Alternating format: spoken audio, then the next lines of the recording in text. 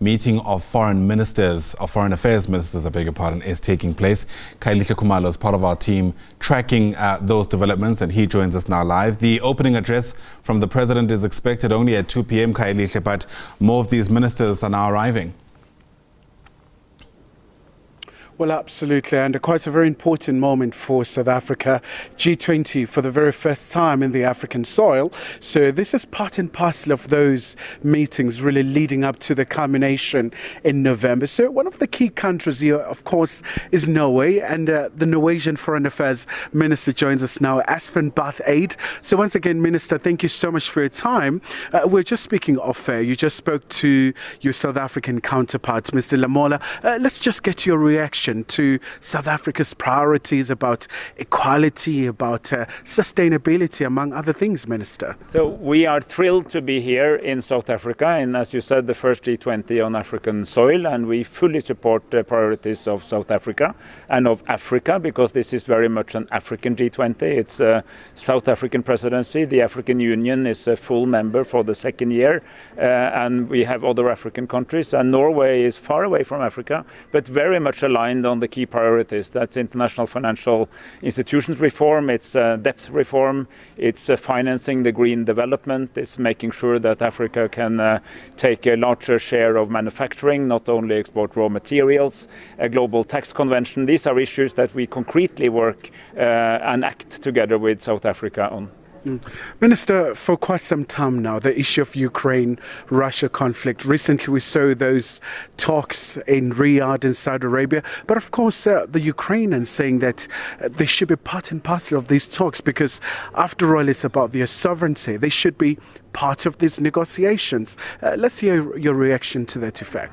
Ukraine is totally right. You cannot make peace over the head of the country in question and the people in question. I think Africans know better than most that you don't like a world, and I don't like a world where great powers divide countries without their consent. I mean, that is the history of colonialism, and we in Europe do not want to go back either to the world of Yalta, when Europe was divided as the Second World War was coming to an end. So we want Ukraine at the table.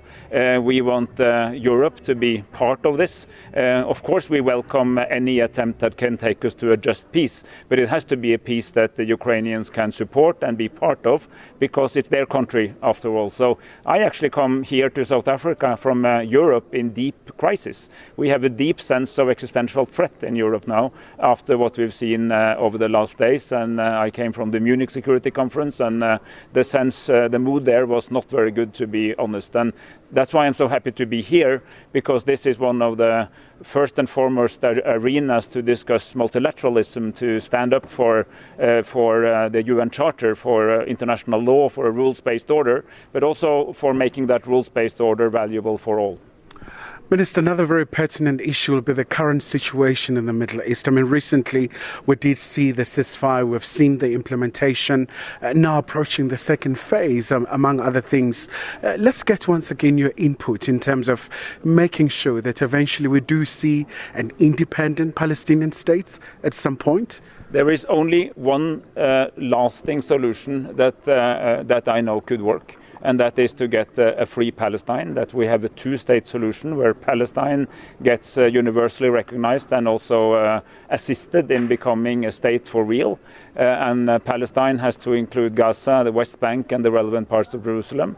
And we are in the lead here from the European side, together with regional countries and global South countries, in this global alliance for a two-state solution that Saudi Arabia, Norway, and the EU set up, and South Africa is an active part of, by the way, because we need to move faster forward to a real peace. What we have now is a very temporary ceasefire.